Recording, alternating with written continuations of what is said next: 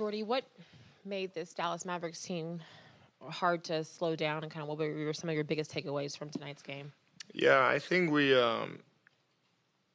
our offense didn't help our defense, and when you turn it over 19 times for 31 points, and we get 14 points out of their turnovers, if my math is correct, a 17-point difference where you don't take a shot, you give them an easier shot, plus the second chance points. Obviously, they were bigger, but we should have fought better. The second half was better. Giving 17 second chance points to our 8, so it's another 9-point difference right there. It's where the game is. We should have traded some of those turnovers for threes. We didn't. So that's where our offense can help our defense. I think the guys tried and they kept fighting, and there were sparks here and there, but there was no consistency. So it's hard when you give up 96 points in 3 quarters. You mentioned those turnovers. Was it anything defensively that they were doing that made it that they were able to disrupt you guys? No, I think it was a matter of us just taking that extra dribble into the crowd. Obviously, they were, they had a lot of size, and credit to them. Probably have to rewatch it, but probably credit to them, discredit to us, a little bit of both, and we can. 19 turnovers is not good. Again, it's 5 more than what I want, but the nature of the turnover, they're scoring points per possession a lot out of each turnover, so that's definitely not a good sign. On those turnovers, I think at one point the points off turnovers must have been up to like 19-2 or 20-2. Was it how much of that was missing D'Lo and his playmaking, or how much of and trading live ball turnovers, or how much of that was just not an ability to get back? Once again, the nature of the turnover. If I give you the ball and you go want to know the other way, it's really hard to guard that one. So once again, I have to watch all of them, but seeing the point per possession that they score out of the turnovers, I'm pretty sure that the nature of those turnovers were not good. So would have D'Lo helped? For sure. He's an elite ball handler and playmaker, and he always puts us in places and so on and so forth. But we didn't have him, and this is not an excuse. So we just have to be better as a group. We've had different lineups out there throughout the whole year, and the guys have done a great job. So, we should have been better. It seemed like from the majority of the game, it seems like whoever on the Mavs had the ball, they were able to either take 1 or 2 dribbles and get to the rim. Was that more of a breakdown of just, not keeping your man in front of you, or is that just more of guys not helping each other the way that they should within rotations?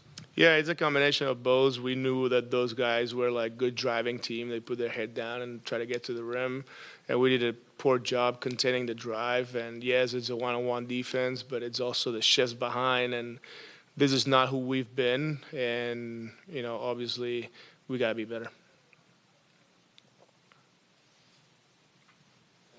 In the first half, especially in the second quarter, Cam Johnson kind of kept you in it, and career high 8 assists. I know he had 6 turnovers, but how rewarding has it been for you as a coach to see his month-over-month improvement as a guy who can play with the ball in his hands, even if it's just, coming off a screen and then making a play? Yeah, I'm comfortable putting the ball in his hands, and I think we've done it the whole year, and he's done a great job for the group. And in that third quarter, he struggled with turnovers. Like you said, 8-6 is not a good ratio. With an 8, he could have had 4 or less, and but it's completely fine. He's done an amazing job the whole year, whether he had to shoot more threes or put the ball on the floor and get to the rim, or make more, get to the free throw line. So CJ's been amazing for the group, and I'm happy to see the growth and see him doing things that then in the near future, everybody has seen that he can do. Hey, Jordi. Sorry. I noticed Clax and Day are on together. They had some good burn in the second quarter. What did you like seeing them together, especially with kind of how they would either both defend the rim or maybe one could contest a shot while the other was there to clean up the rebound after the fact? Yeah, I mean, it gives us more size. Obviously, we have to match up defensively, but with their big lineup, I thought that made sense. And I definitely trust Daron's ability to shoot. I know Nick made a couple late in the game, but we can still be spaced and spread the floor. And I'm more than happy to play them together. At one point, it was, I think, Noah, Daron, and Nick. So, that works. Having size always helps. That helps you rebound, and having bodies in the paint also helps to protect the rim. So that was good to see. With 10 games left now after tonight and the playoffs looking more out of reach, does that at all change the way that you approach things in terms of trying new things or trying to get looks at different people in different positions or not? The approach is the same: is get 1% better and go out there and compete and fight for the game, no matter who's out there. And I think we've done the whole year. Whether our main purpose is like I said, get better and see who's the next net and who's going to be there here for the long run. And obviously we have a job to do and evaluate, and it's good to see all those guys that haven't played as much, like Max, for instance, right? He's done a good job. So, that's going to be our goal, is to keep doing what we're doing and doing it in this way. But obviously those minutes have to be played extremely hard and the right way and competing. So, like we said, whatever lineups we've had out there throughout the year and moving forward, they're going to go out there and fight and compete. Thanks. Nick, in what ways did the turnovers impact this game for you guys, and what was very difficult to get through with their defense? They had the bigs out there, and I think that gave us some trouble. And like you said, obviously when you turn the ball over and you're not getting shots up on the rim, it's gonna make it tough for us to win. We've seen you guys respond before. Just what was it about tonight, though, that didn't allow the offense to really get into that set rhythm? We probably could have took some more threes. Usually we take more threes than 33. That's kind of how we've been playing. We got out rebounded. We just got out played. You got to give credit to them. They just had our number. Even when we went zone, they got whatever they wanted. So they had our number today.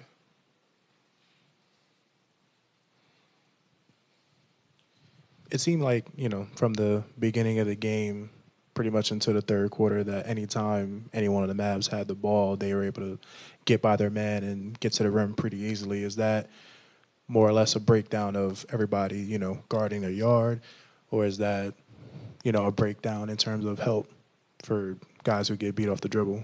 We got to guard your yard. Like it's hard to defend blow-bys, so you gotta guard your yard. How difficult was it guarding Anthony Davis? He was gonna have. He wasn't like he was chilling. He wasn't really like. I played against him a lot, and he wasn't like being super physical and like being in the paint. He really was just hitting his middies, getting to his spots. He was kind of coasting it to me. He was getting his legs back under him.